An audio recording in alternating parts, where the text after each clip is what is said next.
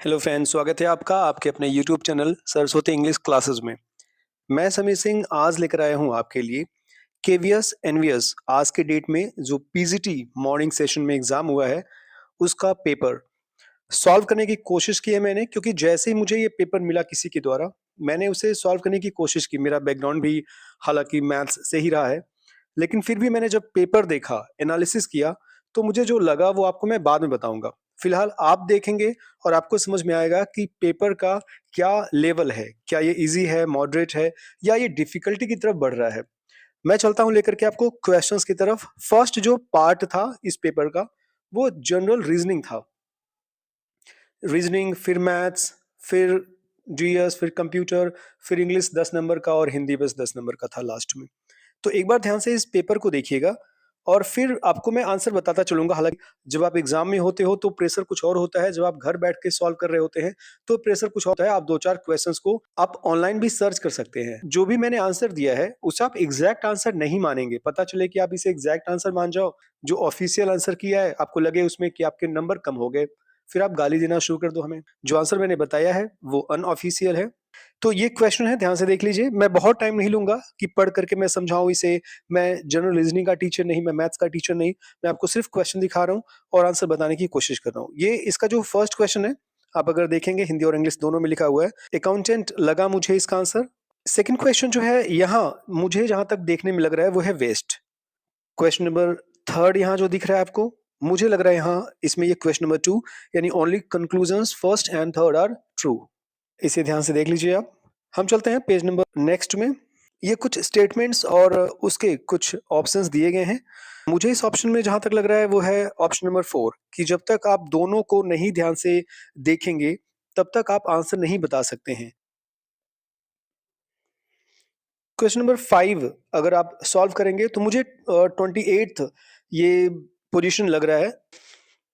Question number 6 का मुझे तो जब मैं सॉल्व करना शुरू किया तो मुझे लगा ये नाना होगा, कि शुभम और समीक्षा से जो रिलेशन है वो नातिन और नाना का है। पर मुझे यहाँ नाना ऑप्शन नहीं मिला, इसलिए मुझे लगा कि ये दादा होगा।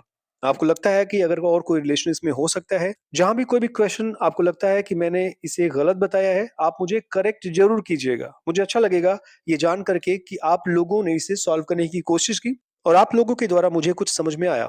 क्वेश्चन नंबर 7 अगर आप एक बार ध्यान से देखेंगे, जो असर्शन है baking soda creates acidity in the stomach और रीजन इसका है बेकिंग सोडा इज अल्काइन। तो मुझे जहां तक लगता है इसमें आंसर जो है वो ए फॉल्स होगा और आर ट्रू होगा।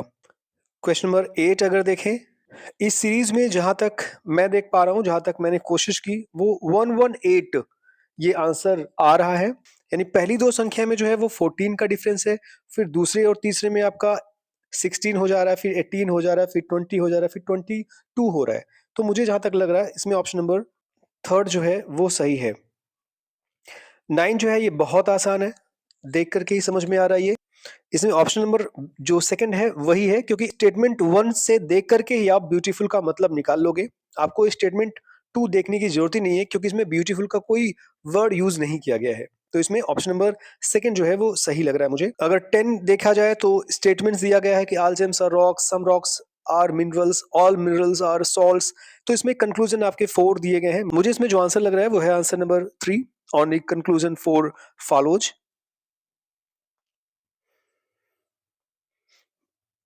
क्वेश्चन नंबर 11 जो है इसमें आपको क्वेश्चन मार्क की जगह कुछ अंक देखने हैं कि कौन से अंक आएंगे इस सीरीज में। 757 मेरे अकॉर्डिंग आंसर होगा। क्वेश्चन नंबर 12 की अगर बात की जाए, फोर्थ इसका सही आंसर हो सकता है। क्वेश्चन नंबर 13 जो है आप नीचे इसका आंसर देखेंगे, मुझे लगा इसमें आंसर नंबर 2 जो है वो सही है, क्योंकि मछली और मांस दोनों जो है एक दूसरे से रिलेट करते हैं, और कुछ लोग ऐसे हैं जो मछली और मांस दोनों खाते हैं, और जो शाकाहारी हैं वो अलग हैं, और ये सब मिलाकर के जो है एक डिनर पार्टी में हो रहा है। तो मुझे सेकंड आंसर जो है वो सही लग रहा है। 14 का मुझे 2 आंसर इसमें सही लग रहा है कि दो व्यक्ति टी और क्यू के बीच में होने चाहिए। 15 में मुझे सेकंड लग रहा है, क्योंकि इसमें 3, 6, 9, 12 फिर 15 आएगा। बीच में 15 यहाँ है, बीच में 15 यहाँ है, लेकिन सेकंड वाला होगा। क्यों? क्योंकि आप अगर देखेंगे तो जो लास्ट लेटर है ई फर्स्ट में, फिर जे, फिर P, फिर W। अगर आप इसे देखेंगे ना तो पैटर्न ये है कि E के बाद 2 अक्षर के बाद H आता है। F, G को छोड़ दी जाए तो H आता है। फिर ऐसे ही J के बाद M में 2 है। फिर ऐसे ही P के बाद S में 2 है। फिर W के बाद +2 आप करेंगे ना तो Z आएगा। तो इसलिए ये आपका होगा Z15E आंसर, सेकंड वाला आंसर सही। अगर 16 की बात करें तो इसमें मुझे 12th पोजीशन लग रहा है केशव का। 17th आप रीड करें, थोड़ा सा ये लेंदी है। इसमें पूछ रहा है कि how many female doctors are employed.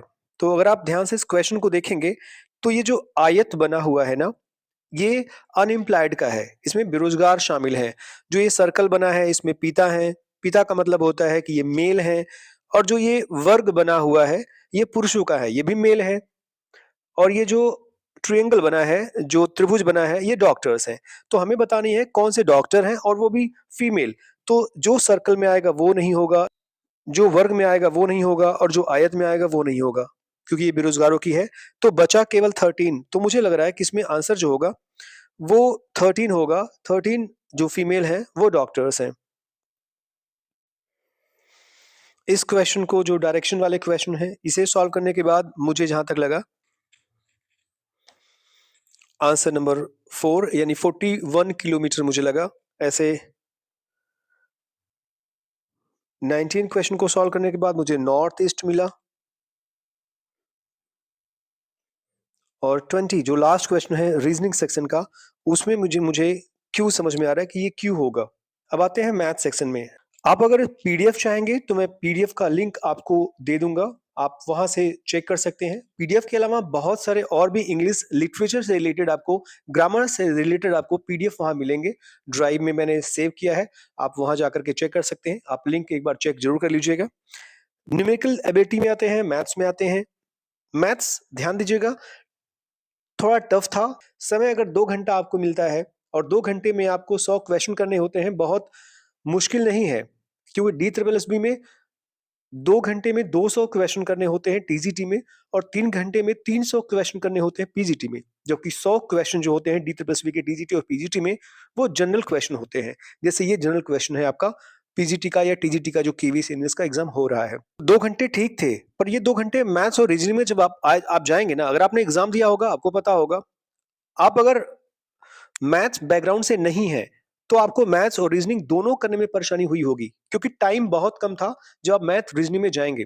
अगर आपने बाकी सेक्शंस को 40 मिनट 30 मिनट में कर लिया है, तब तो आपके पास सफिशिएंट टाइम रहा होगा इसे पूरा करने में। फिर भी टाइम तो रहा होगा, पर अगर आप मैथ्स अच्छे से नहीं जानते हैं तो मुझे नहीं लगता है कि आपका पूरा मैथ्स या पूरा रीजनिंग हुआ होगा। अगर किसी का भी मैथ्स या रीजनिंग पूरा हुआ हो, मुझे एक बार कमेंट बॉक्स में कमेंट जरूर करिएगा। मुझे भी लगे कि कम से कम कुछ ऐसे बच्चे हैं जिन्हें मैथ्स और रीजनिंग आती है। समय और डिफिकल्टी जो थी मैथ्स और थोड़ी सी रीजनिंग की, वो थोड़ा मुश्किल बना रहे हैं इस पेपर को। बाकी मुझे लग रहा है कि पेपर बहुत इजी है। अगर आप जीएस देखेंगे, कंप्यूटर देखेंगे, इंग्लिश और हिंदी देखेंगे, तो देखेंगे ये पैटर्न जो है, अगर आपने पिछले साल 2023 के केवीएस इंग्लिश के पेपर्स को सॉल्व किया होगा, या अभी कल का जो एग्जाम हुआ है पीआरटी का या एमटीएस का हुआ है, तो आपने देखा होगा तो सेम पैटर्न उठा रहा है यहाँ पे। यानी GS, GK, computer, English, Hindi, ये इजी है। लेकिन आप अगर आएंगे रीजनिंग में तो ये मॉडरेट हो गया है, और मैथ्स में आएंगे तो ये मॉडरेट से ऊपर की तरफ जा रहा है। ये मैं आपको रियल रिव्यू दे रहा हूँ। आपको पढ़ाने वाले जो टीचर्स हैं, जो कोचिंग सेंटर्स वाले हैं, वो तो यही कहेंगे जो मैंने दिया था उसमें से सब आ गया, या बहुत आसान था ये। देखिए, कहना बहुत आसान होता है क्योंकि हम बैठे-बैठे एक कमरे में, एक जगह कुछ भी कह सकते हैं। हम आराम से देखेंगे, हमारे ऊपर कोई स्ट्रेस नहीं है क्योंकि हम एक रूम में हैं। लेकिन जो 2 घंटे वहाँ बैठा हुआ है, घड़ी की टिक-टिक के बीच में, एक-एक मिनट बढ़ता हुआ जा रहा है उसके साथ, उसकी जो धड़कनें होती है ना, वो ज़्यादा बढ़ जाती है। और वो भी इस समय ठंडी में, कि दौड़ के कोई ठंडी में जा रहा है, उसके हाथ काँप रहे हैं, बहुत परेशानियाँ होती हैं। अगर आप एग्ज़ाम दिए होंगे तो आपको शायद पता हो। तो बहुत मुश्किल होती है अपने आप को सँभालना, इस स्ट्रेस को सँभालना। आता सबको है, पर उस 2 घंटे में मैनेज कौन कर पाता है, ये बहुत बड़ी चीज़ होती है। तो न्यूमेरिकल में चलते हैं। मुझे जो इस क्वेश्चन को सॉल्व करने के बाद लगा वो है ऑप्शन नंबर 4। मैं जल्दी बता रहा हूँ, मैथ्स आप सॉल्व करिएगा आराम से। क्वेश्चन नंबर 22 जो है, मुझे लगा फर्स्ट वाला आंसर जो है वो सही होगा, फर्स्ट वाला ऑप्शन 84। अगर मैं आऊँ 23 में, तो 23 में मुझे 41.4 लगा, 24 में मुझे लगा थर्ड ऑप्शन यानी 24 दिन लगने वाले हैं, 25 में मुझे 25% लगा आंसर होना चाहिए इसमें, 26 की बात की जाए तो 29.6 option number fourth is the right answer. Question number 27 को देखेंगे हम, तो इसमें ऑप्शन नंबर 3 जो है 152.85, ये मुझे लग रहा है आंसर सही है। 28 नंबर पर आप देखेंगे ऑप्शन नंबर सेकंड जो है 1, ये आपका आंसर होने वाला है। देखिए आसान हो सकता है क्वेश्चन आपको लगे, पर वो समय जो है ना वो मुश्किल बना देता है इन प्रश्नों को भी। क्वेश्चन नंबर 29 जो है का फोर्थ ऑप्शन 290, ये मीटर लंबाई है प्लेटफॉर्म की। अगर 30th में देखेंगे हम, x के अंकों का योग जो होगा वो 12 हो सकता है। क्वेश्चन नंबर 31 में ऑप्शन नंबर सेकंड 18√3, ये आंसर हो सकता है। मैं केवल ऐसे रीड कर रहा हूं और आंसर बता रहा हूं, आप क्वेश्चन देख लीजिएगा आराम से, इसे सॉल्व करिएगा या पीडीएफ में जाकर के आप सॉल्व कर सकते हो। 32 में आप अगर चेक करेंगे तो मुझे लग रहा है कि आंसर ए फर्स्ट ऑप्शन 48.75% ये सही हो सकता है। 33 में अगर आप देखेंगे तो गेन होता है 4.5%, क्योंकि क्वेश्चन देखने के बाद ये लगता है कि हाँ ये गेन होगा, पर ये नहीं समझ में आता कि गेन कितना होगा, तो मुझे लग रहा है ये 4.5% होना चाहिए गेन। 34 अगर आप देखेंगे तो सेकेंड जो ऑप्शन है 4200, ये आंसर हो सकता है। 35 में आप देखेंगे तो फोर्थ ऑप्शन यानी 38.5% हो सकता है इसका आंसर। अगर 36 देखेंगे आप, अगर ये नॉन मैथमेटिकल बैकग्राउंड से होगा तो देखते ही पसीने छूट जाएंगे उसको इस ठंडी में भी, पर अगर मैथमेटिकल बैकग्राउंड से होगा, उसने प्रैक्टिस की है और थोड़ा सा अपने ऊपर उसने कंट्रोल किया था उस 2 घंटे के टाइम मैनेजमेंट में भी, उस टाइम मैनेजमेंट में कंट्रोल करके अपने आप को अगर रखा था, तो हो सकता है उसे आंसर ये एग्जैक्ट लगा हो और सही लगा हो, मजा आया हो उसे करने में। मुझे नहीं लगता है बहुत लोगों को मजा आने वाला है इसे करके, अगर वो मैथ बैकग्राउंड से नहीं है तो 36 जो है उसका answer 2 to the power 3 answer इसका हो सकता है। 37 पर जाएंगे तो सेकेंड ऑप्शन यानी कि 0.1 इसका आंसर हो सकता है। 38 अगर आप देखेंगे, आप सीरीज को फॉलो करेंगे तो इस सीरीज में एक्स वाई का जो मान होगा, जो योग होगा, वो 560 हो सकता है। हालांकि मुझे 580 भी लगा, पर 560 पर मैं थोड़ा सा मुझे लग रहा है कि विश्वास ज्यादा करना चाहिए मुझे। 39 अगर आप देखेंगे तो इसमें फोर्थ जो ऑप्शन है 2592, ये आंसर सही है। 40 में अगर आप जाएंगे तो 40 में आपको थर्ड जो ऑप्शन है -7, ये आंसर हो सकता है। अब आते हैं हम कंप्यूटर में। अब आपको आसान लगना शुरू होगा ये पेपर है यूआरएल का फुल फॉर्म। 2023 का केवीएस इन्वेस्ट अगर आपने देखा होगा, आपको अंदाजा होगा कि कितना आसान पेपर था, और रियल में ये जो अब आने वाले पार्ट्स हैं वो बिल्कुल आसान है। तो यूआरएल का फुल फॉर्म आपको पता होगा, ये है यूनिफॉर्म रिसोर्स लोकेटर, यानी option number 3 is the right answer. 42 में अगर आप देखेंगे तो 42 का जो है वो बहुत आसान है, फोर्थ, क्योंकि ये कह रहा है कि साइबर क्राइम क्या नहीं है या किसे नहीं होना चाहिए। किसी स्टॉल से कुछ भी चुरा कर लेकर भाग जाओ, वो आपका साइबर क्राइम या साइबर अपराध नहीं माना जाता। 43 की बात करें अगर हम, तो इसमें पूछा है कि कौन सा ऐसा इनपुट डिवाइस, कौन सा ऐसा इनपुट डिवाइस है जो कागज के दस्तावेज की डिजिटल छवि या इमेज बनाता है, तो वो है स्कैनर। 44th जो है ये आपका है ब्राउजर, क्योंकि ब्राउजर एक सॉफ्टवेयर है, वेब सर्वर सॉफ्टवेयर नहीं है, ऑपरेटिंग सिस्टम सॉफ्टवेयर नहीं है, सर्च इंजन जो है ये सॉफ्टवेयर नहीं है। तो ये जो है आपके ब्राउजर, जैसे आपका क्रोम है, फायरफॉक्स है, एज है, या बहुत सारे ब्राउजर्स हैं, इनकी मदद से हम टेक्स्ट, पिक्चर और वीडियो का कंटेंट जो है वो www यानी वेबसाइट से हम पाते हैं। 44 जो है इसमें पूछ रहा है कि एप्लीकेशन सॉफ्टवेयर कौन सा नहीं है। तो देखिएगा ध्यान से, अगर आपने कंप्यूटर पढ़ा होगा, हालांकि मैंने भी थोड़ा सा पढ़ा था कभी, तो एप्लीकेशन जो सॉफ्टवेयर है विन आर नहीं है, क्योंकि ये यूटिलिटी सॉफ्टवेयर में आता है, मेन सॉफ्टवेयर में नहीं आता। एंटीवायरस भी जो है वो इसी की तरह है, ये भी यूटिलिटी सॉफ्टवेयर में आता है, मेन एप्लीकेशन सॉफ्टवेयर में नहीं आता। लिब्रे ऑफिस एक ओपन रिसोर्स स्प्रेडशीट भी होता है और एक एप्लीकेशन सॉफ्टवेयर भी होता है। 46 की अगर बात करें हम, इसमें ओपन सोर्स ऑपरेटिंग सिस्टम क्या है, तो इसका कंफर्मली जो आंसर है वो है फर्स्ट, ubuntu। ubuntu जो है वो ओपन सोर्स ऑपरेटिंग सिस्टम है, क्योंकि इसको आप फ्री में एक्सेस कर सकते हैं।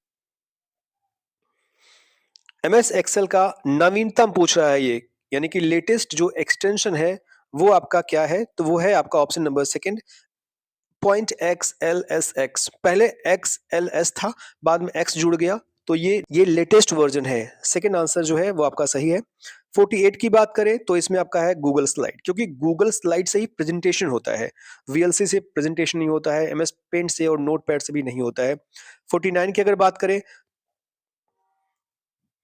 49 की बात करें तो टीसीपी आईपी में जो टी है, आपको पता होगा ये टी है ट्रांसमिशन, ट्रांसमिशन कंट्रोल प्रोटोकॉल। तो टी है आपका ट्रांसमिशन। क्वेश्चन नंबर 50 अगर आप देखेंगे तो आपको यहां बताया जा रहा है कि ऑडियो वीडियो का यूज एक इंसान कहीं भी किसी भी जगह बैठ करके किसी दूसरे व्यक्ति से बात करने के लिए किस माध्यम से करता है, तो आपको पता होगा कि ये वीडियो कॉन्फ्रेंसिंग होती है। क्वेश्चन नंबर 51 है सिस्टम सॉफ्टवेयर क्या है? तो सिस्टम का जो सॉफ्टवेयर होता है वो होता है डिवाइस ड्राइवर। 52 की बात करें आउटपुट डिवाइस क्या है, तो प्लॉटर जो एक प्रकार का फोटोकॉपी करने की मशीन होती है, बड़ी सी होती है, वो आउटपुट डिवाइस है। जॉयस्टिक, स्कैनर, बारकोड रीडर, ये सब जो है इनपुट डिवाइसेज होती हैं। 53 बहुत आसान है, स्मॉलेस्ट यूनिट क्या है डेटा का कंप्यूटर में, तो वो है बिट, पता होगा आपको। 45 है बहुत आसान कि एक अच्छा पासवर्ड अगर आपको रखना हो अपने आप को सेव करने के लिए, साइबर सेफ्टी के लिए, तो क्या होगा, तो आपको सबसे अच्छा पता है कि सबसे अच्छा सबसे मजबूत होगा ये वाला ऑप्शन। बाकी तो अब लव यू पापा 1 2 3 कुछ भी लिखो, लेकिन फोर्थ ऑप्शन जो है वो सबसे सही है और सेफ है। क्वेश्चन नंबर 55 देखेंगे हम, तो आईपी जो आईपीवी होता है, इंटरनेट प्रोटोकॉल जो वर्जन है, वो आपको यहाँ पता होगा कि आईपी जो होता है वो ये 0 से लेकर के 255 के बीच में होता है, पहली बात। और दूसरी बात, 4 सेट में बटे होते हैं पॉइंट से। तो आप अगर ध्यान से देखेंगे यहाँ पर, आपको यहाँ मिलेगा 4 सेट पॉइंट से बटे हैं और 0 से 255 के बीच में है। यहाँ भी सेम है, यहाँ भी सेम है, पर यहाँ सेम नहीं है क्योंकि ये 256 हो गया है। तो इसलिए आंसर आपका जो है वो आंसर वो ऑप्शन नंबर 4 होगा। 56 में अगर हम जाएं तो यहाँ लिखा है कि एक प्रोसेस्ड, व्यवस्थित और स्ट्रक्चर्ड डेटा किसे कहते हैं, तो आपको पता होगा ये इंफॉर्मेशन होता है, इंफॉर्मेशन में ही आपका डेटा होता है। 57 में क्या आंसर होगा, ये आपका होगा कंट्रोल एच, क्योंकि फाइंड एंड रिप्लेस जो है वो कंट्रोल एच से होगा। अगर आपको नहीं भी आता है तो रूल ऑफ एलिमिनेशन से आप इसे सही कर सकते थे, क्योंकि आपको पता होगा कंट्रोल सी से कॉपी होता है, वी से पेस्ट होता है और एक्स से जो है वो कट होता है।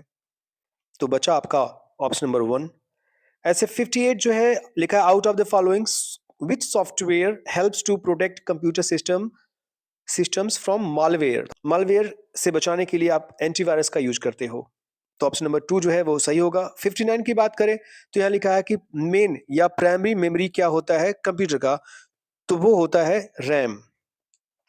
60 जो है ये पूछ रहा है कि ऑनलाइन दस्तावेजों तक उपयोग करना, उन्हें संपादित करने, संग्रहित करने और उन पर सहयोग करने में मदद करता है, और वो होता है गूगल ड्राइव, क्योंकि गूगल ड्राइव ही होता है जो ऑनलाइन डॉक्यूमेंट्स आप इसे यूज कर सकते हो। अब आते हैं हम जीके में, जो सबसे बेकार मेरी सब्जेक्ट है। जब भी मैंने एग्जाम दिया है, पर्सनली बात कर रहा हूँ, मुझे इसके बारे में बहुत कुछ नहीं आता है। भला हो आपका कि आप लोगों को बताने के चक्कर में मैंने भी 20 क्वेश्चन जनरल नॉलेज के पहली बार देखे और सॉल्व किए। तो 61 का जो आंसर मुझे दिखा वो था सेकंड, यानी कि A is right answer. A correct है, बी इनकरेक्ट है। क्वेश्चन नंबर 62 में साहित्य अकेडमी युवा पुरस्कार बंगाली में किसे मिला, तो ये मोइत्रा महोदय को मिला। युवा पुरस्कार, साहित्य अकेडमी बाल पुरस्कार और मेन जो साहित्य अकेडमी अवार्ड होता है वो तीनों अलग होता है।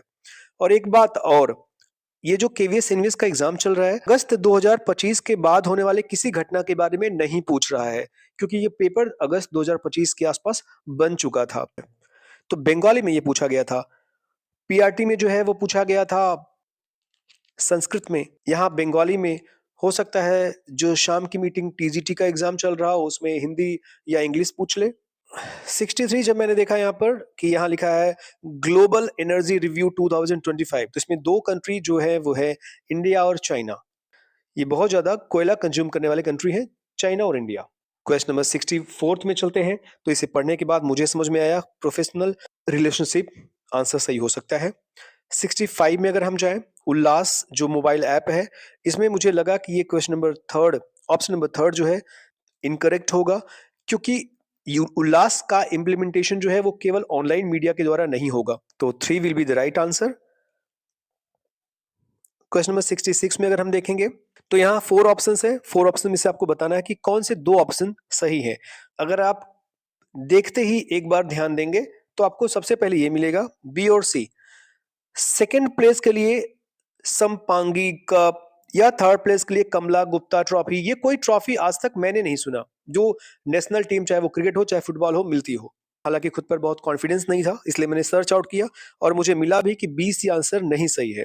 ए सही है क्योंकि इसमें लिखा है कि ये बंगाल, वेस्ट बंगाल जो है विनर हुआ और वेस्ट बंगाल ने ही 33वां अपना टाइटल जो है वो जीता। तो ए और डी यहां पर करेक्ट आंसर होंगे, बी और सी गलत होगा। यानी फर्स्ट जो आंसर है, फर्स्ट जो ऑप्शन है वो सही है। 67 बहुत आसान क्वेश्चन है। सारो ऑफ बिहार यानी बिहार का शोक, ये बहुत सारे बच्चे रटे होंगे। तो सारो ऑफ बिहार जो है वो है कोसी। कोसी को कहा जाता है बिहार का शोक। 68 इसमें इंटर स्टेट काउंसिल जो 1990 में गठित किया गया था, उस आयोग का नाम पूछा है और इसका जो राइट आंसर है वो है सरकारिया आयोग। 69 अगर हम क्वेश्चन को देखेंगे, Indonesia is included in the list of G20 countries. ये आपको पता होगा, G20 कंट्रीज में इंडोनेशिया इंक्लूड हो चुका है, लेकिन यहां लिखा हुआ Indonesia has a parliamentary system. अब पार्लियामेंट्री सिस्टम भी है और प्रेसिडेंट का इलेक्शन होता है इंडिया की तरह, तो ये मुझे नहीं लग रहा कि ये सही होगा, क्योंकि प्रेसिडेंट का इलेक्शन जो होता है वो एक औपचारिकता के रूप में देखी जाती है इंडिया में। तो यहां पर ए, केवल ए करेक्ट आंसर होगा, यानी ऑप्शन नंबर 2। क्वेश्चन नंबर 70 की बात करें हम, तो यहां थोड़ा सा ध्यान देना होगा आपको। लिखा है कि इंडियन सिटीजन और नॉन इंडियन सिटीजन के लिए कौन से फंडामेंटल राइट्स हैं।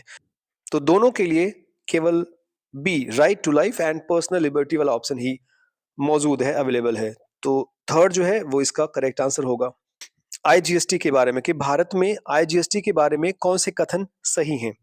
अब आईजीएसटी जो है इंटर स्टेट सप्लाई होता है गुड्स एंड सर्विसेज पर, और आईजीएसटी जो है ये केवल स्टेट गवर्नमेंट कलेक्ट करती है। तो बी जो है वो बिल्कुल नहीं होने वाला है, ए जो है ये सही होगा, यानी ओनली ए, यानी ऑप्शन नंबर जो सेकंड है वो सही होगा इसका। 72 की बात अगर करें हम, 2025 का विंबलडन लॉन टेनिस चैंपियनशिप, इसमें पूछा जा रहा है कि जो मेंस सिंगल्स का टाइटल है वो एक ऐसे प्लेयर के द्वारा जीता गया जो इटली का था। तो बिल्कुल सही आंसर है ये, ए करेक्ट है इसमें से। अब अगर ए करेक्ट है तो आपके पास फर्स्ट और थर्ड बचा, सेकंड और फोर्थ खत्म हो गया। अब बात आते हैं हम बी में। जेनिक सिनर ने मेंस का सिंगल टाइटल गंवा दिया, ये फाइनल में हार गए, तो ये बिल्कुल गलत है। कार्लोस अल्कराज ने सिंगल टाइटल जीता, ये भी बिल्कुल गलत है, क्योंकि यहाँ उल्टा हो रहा है। जेनिक स्किनर ने कार्लोस अल्कराज को हराया था और जेनिक सिनर ही वो बंदा था जो इटली का बंदा है, इटली का प्लेयर है। तो यहाँ पर ए सही है और डी सही है, क्योंकि आपने रोजर फेडरर के बारे में जरूर सुना होगा कि उसने highest number of times men's singles का खिताब जीता हुआ है। तो बी और सी गलत है और ए और डी सही है, और इस तरीके से ऑप्शन नंबर 3 सही होगा। 73 अगर देखें, विच of the following is a solid solution, यानी कौन सा ठोस विलयन है। एक बार आप देख करके इस आंसर को सही कर दोगे, क्योंकि यहाँ ठोस पूछा गया है, ठोस। अब आप देखोगे यहाँ पे गैस है, वाटर है, जो कि सॉलिड हो ही नहीं सकते, इसलिए बचा एक, और वो है कॉपर डिजॉल्व इन गोल्ड, यानी कि स्वर्ण में विलयित ताम्र। तो ये फर्स्ट वाला जो है इसका आंसर होगा।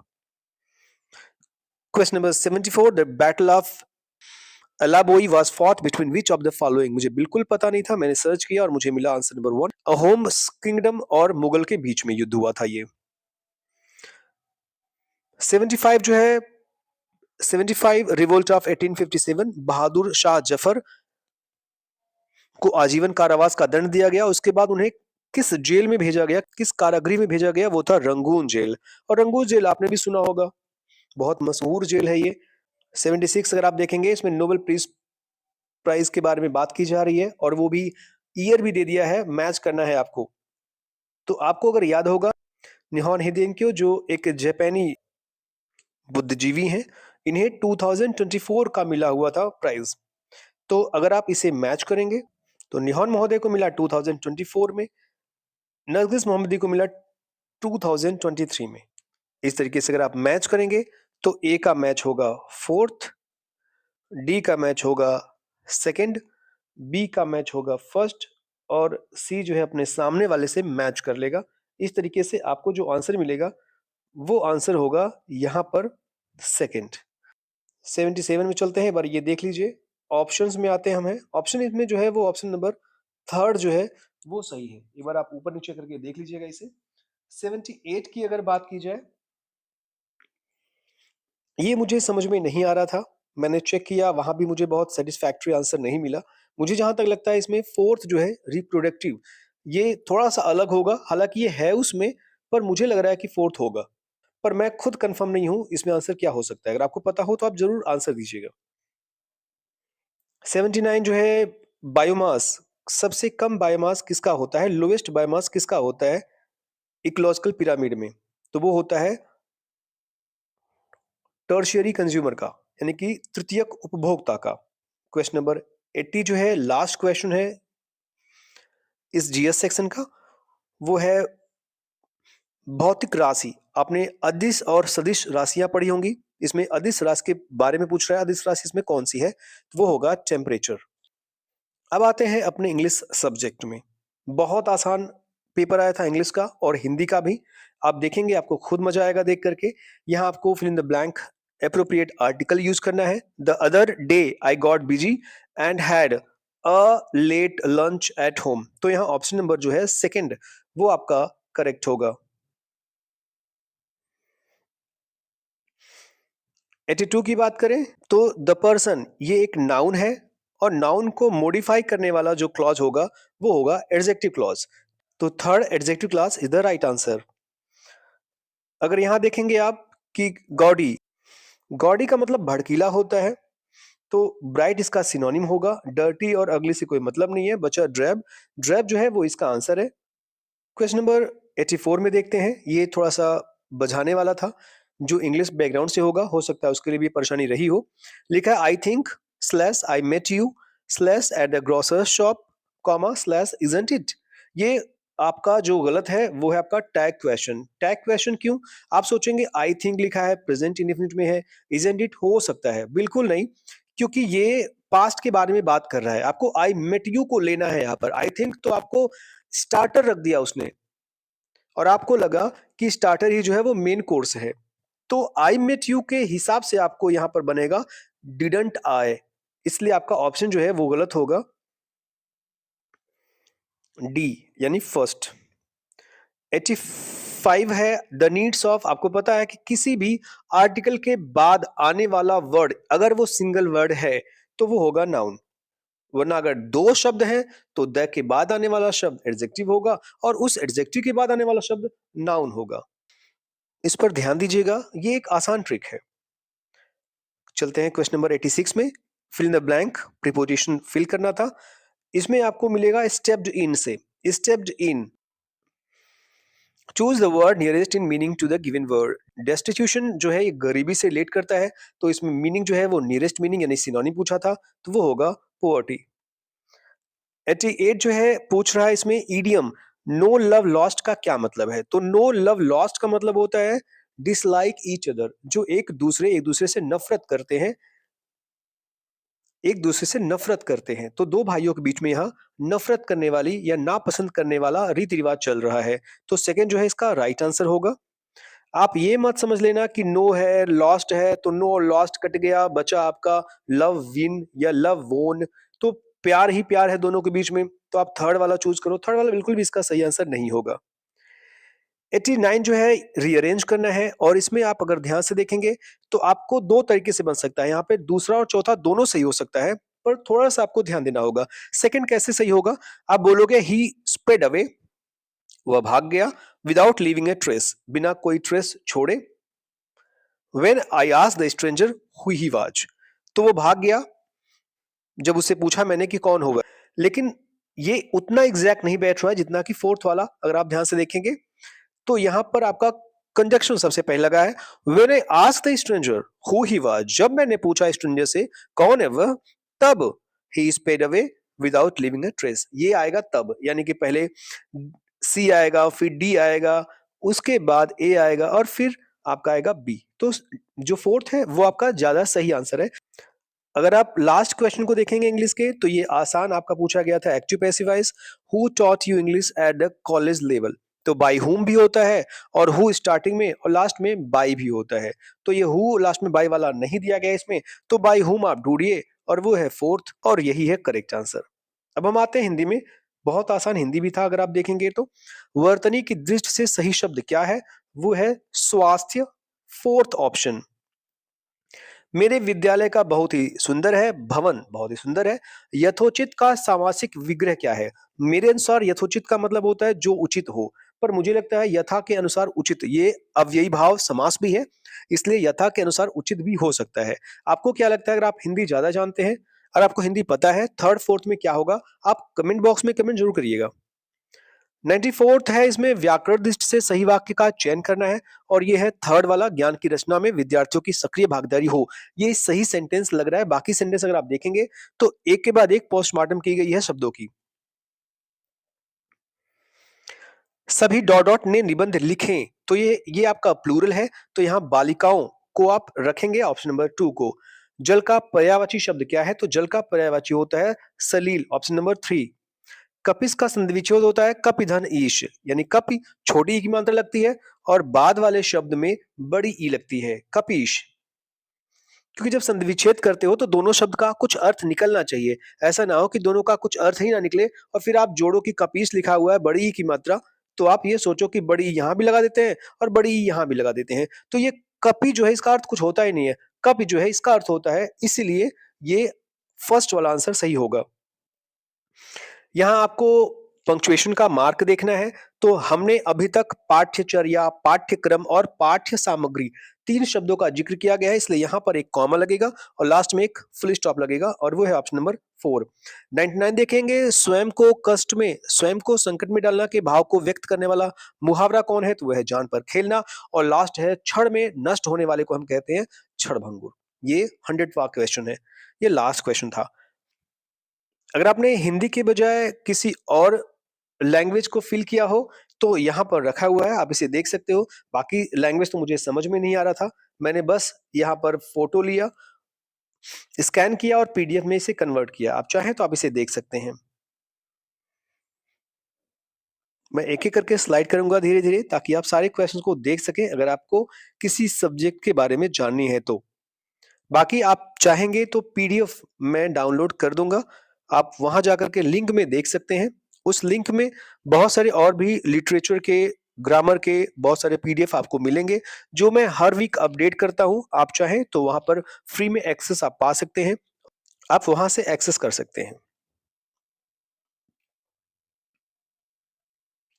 मलयालम, तेलुगु, संस्कृत, उर्दू, मराठी, बहुत सारे लैंग्वेजेस इस बार पूछे गए थे। हालांकि मुझे नहीं पता पिछली बार भी पूछा गया था या नहीं, पर इस बार का ये हाल है कि ये बहुत सारे क्वेश्चंस इसमें पूछे गए थे कॉम्पिटेंसी के लिए। लैंग्वेज कॉम्पिटेंसी के लिए बहुत सारे लैंग्वेजेस पूछे गए थे इस बार। पिछले बार का पेपर देखा नहीं था मैंने, मुझे पता नहीं, लेकिन इस बार का देखा तो मुझे लगा कि इसमें इंग्लिश, हिंदी के अलावा भी बहुत सारे और भी लैंग्वेजेस हैं। शायद इंग्लिश कंपलसरी था, और हिंदी के अलावा और भी किसी भी लैंग्वेज में जहाँ से आप बिलोंग करते हैं, जहाँ जो भी आपका रीजनल लैंग्वेज है वो आप चूज कर सकते हैं, जो शेड्यूल में निर्धारित है। ये तमिल है, कुछ पेजेस और हैं। क्वेश्चंस आप अगर आपको लगे तो आप जरूर देखिएगा, वरना आप स्किप कर दीजिएगा। तेलुगु है ये, इसके बाद आपको शायद उर्दू भी मिले, लास्ट में ये उर्दू है।